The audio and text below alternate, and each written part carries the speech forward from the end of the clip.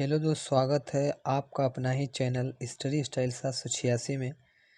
दोस्तों, हम इस टाइम केमिस्ट्री के जो सिलेबस उसको कवर करते हुए चल रहे हैं, जिसमें से हम रिडक्शन और ऑक्सीडेशन यानी अपचयन और ऑक्सीकरण को हमने हल कर चुका था कुछ क्वेश्चन को। आज हम क्या करेंगे, अगला चैप्टर हल करेंगे जिसका नाम है अम्ल, क्षार एवं लवण, एसिड बेस एंड साल्ट। ठीक दोस्त, देखते हैं आज का पहला सवाल क्या बोल रहा है कि प्रति अम्लों के बारे में इनमें से कौन सा कथन सत्य नहीं है।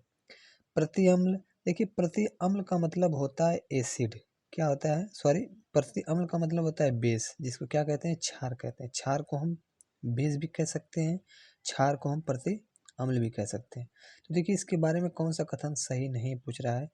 तो पहला ऑप्शन है, कह रहा है प्रति अम्ल अतिरिक्त जठराम्ल को उदासीन करने के उपयोगी होता है।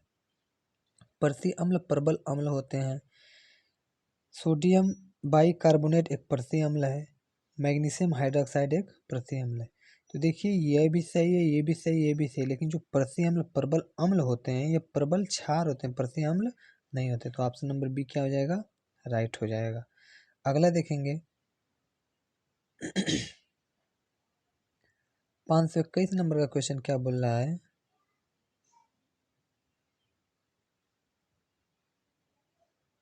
कह रहा है कि सामान्यतः अधातुओं के ऑक्साइड प्राकृतिक में होते हैं, उदासीन, अम्लीय, क्षारीय, उभयधर्मी। तो जो अधातु के जो ऑक्साइड होते हैं, अधातु के जो ऑक्साइड होते हैं प्रकृति में क्या होते हैं, अम्लीय होते हैं। ठीक, अगला देखेंगे 522 नंबर का क्वेश्चन बोल रहा है कि निम्न में से कौन सा दुर्बल अम्ल है। HCl, CH3, COOH, H2SO4, HNO3, H2CO2, H2SO4। तो देखिए इसमें ऑक्सीजन व कार्बन की मात्रा जो सबसे अधिक पाई जाएगी वो क्या होगी, दुर्बल अम्ल होगा। वो जल्दी से क्या हो जाएगा, घुल जाएगा। तो देखिए सिर्फ ऑप्शन नंबर ए जो है, इसी में कार्बन की मात्रा और ऑक्सीजन की मात्रा अधिक पाई जा रही है। तो ऑप्शन नंबर ए क्या हो जाएगा, राइट हो जाएगा। अगला देखेंगे, बोल रहा है मेरे दोस्त, कह रहा है कि सभी एसिड के लिए आम तत्व होते हैं ब्रोमीन, क्लोरीन, आयोडीन और हाइड्रोजन। तो अम्ल के लिए क्या होता है कि सबसे आम तत्व कौन सा होता है, हाइड्रोजन होता है, क्योंकि अभिक्रिया किसी से करता है तो हाइड्रोजन आयन देता है। देखिए अम्ल के बारे में एक बेसिक बात जान लेंगे। अम्ल का स्वाद क्या होता है, खट्टा होता है। जो अम्ल होता है मिथाइल ऑरेंज को, वो नीले लिटमस को क्या कर देता है, लाल कर देता है। ठीक, और अम्ल जो होता है एक ट्रिक इसका और होता है ABR। ए का मतलब एसिड, एसिड का मतलब अम्ल। ठीक, अम्ल क्या होता है, ब्लू को किस में बदल देता है, रेड में बदल देता है। यानी बी का मतलब ब्लू, आर का मतलब रेड, ब्लू को किस में बदल देता है, रेड में बदल देता है। अगला देखेंगे, सभी एसिड समान रूप से पाए जाने वाला तत्व कौन सा है। Bromine, chlorine, iodine, hydrogen. तो सभी समान एसिड में जो पाया जाएगा समानता क्या पाया जाएगा, हाइड्रोजन पाया जाएगा। ऑप्शन नंबर डी क्या हो जाएगा, राइट हो जाएगा। अगला बोला है कि प्रबल अम्ल के विलयन में डैश डैश होते हैं, अणु और आयन दोनों, ज्यादातर आयन, ज्यादातर अणु, ज्यादातर पानी। जो प्रबल अम्ल है इसमें क्या होता है, ज्यादातर क्या होते हैं, आयन होते हैं। ऑप्शन नंबर बी क्या हो जाएगा, राइट हो जाएगा। अगला देखेंगे 527 नंबर का बोल रहा है कि कॉपर सल्फेट का जलीय विलयन होता है, लिटमस को प्रभावित नहीं करता। लिटमस नीले लिटमस को लाल कर देता है, दोनों लाल तथा नीले लिटमस को प्रभावित करता है। लाल लिटमस को क्या कर देता है, नीला कर देता है। तो इसका ऑप्शन नंबर बी क्या हो जाएगा, राइट हो जाएगा। जो कॉपर सल्फेट है ये एक प्रकार का क्या है, अम्लीय है। क्या है, अम्लीय है, एक प्रकार क्या है, अम्लीय है। तो अम्ल क्या करता है, लाल को, नीले लिटमस को क्या कर देता है, लाल कर देता है ना। जो ट्रिक बताया था ABR। अगला देखेंगे, कह रहा है कि प्रबल अम्ल के संबंध में निम्न में से कौन सा कथन गलत है। प्रबल अम्ल अन्य पदार्थ जैसे धातु कार्बोनेट, धातु हाइड्रोजन कार्बोनेट के साथ बहुत तेजी से अभिक्रिया करता है।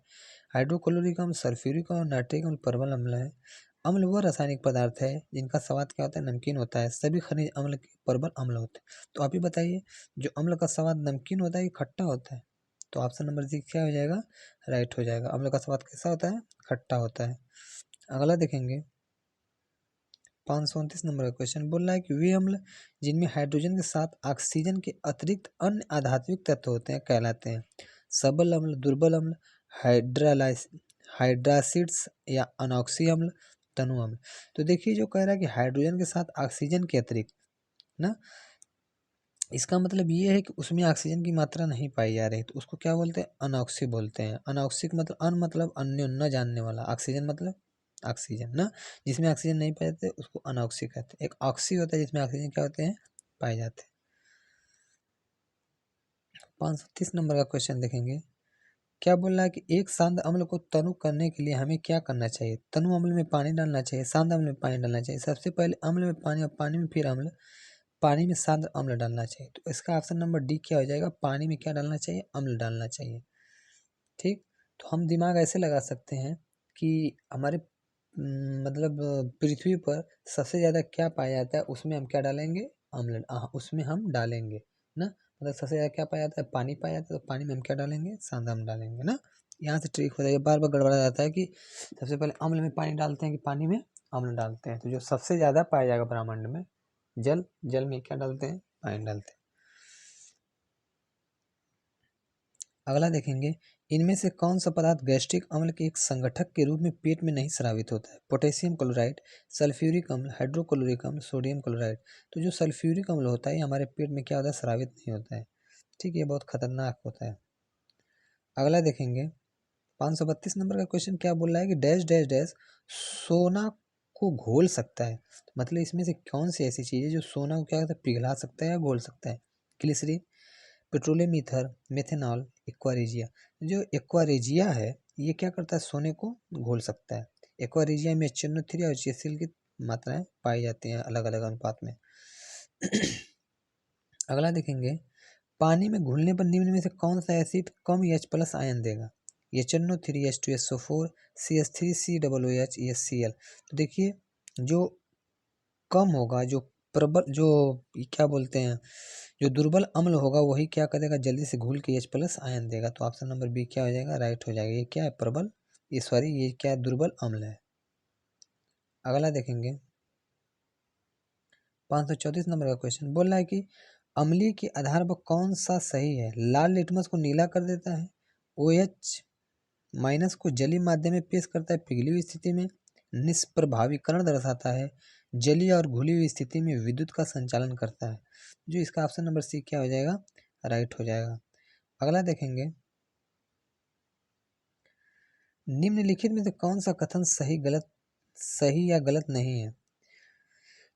पहला ऑप्शन है कि एक अम्ल जो पूरी तरह से आयनों से आयनित हो जाता है और H+ आयनों का बड़ा मात्रा में उत्पादन करता है, उदाहरण HCl, H2SO4, HNO3। दूसरा कह रहा है, एक अम्ल जो आंशिक रूप से जल में आयनित हो जाता है वह H+ आयन का कम मात्रा में उत्पादन करता है, उदाहरण के लिए CH3, COOH, H2CO3, H2SO3। तो देखिए ये दोनों ऑप्शन क्या है, राइट है। तो देखिए किस में मिल रहा है, इसमें बी सही, ए भी दोनों सही। तो ऑप्शन नंबर बी क्या हो जाएगा, राइट हो जाएगा। अगला देखेंगे दोस्त, क्या बोल रहा है कि इथेनॉल को इथेन में परिवर्तित करने के डिहाइड्रिंग एजेंट के रूप में किसका प्रयोग किया जाता है। इथेनॉल को इथेन के रूप में, निकिल का, सूर्य के प्रकाश का, शांत सल्फ्यूरिक अम्ल का, ताप का। तो इसका ऑप्शन नंबर सी क्या हो जाएगा, राइट हो जाएगा, शांत सल्फ्यूरिक अम्ल का। अगला देखेंगे,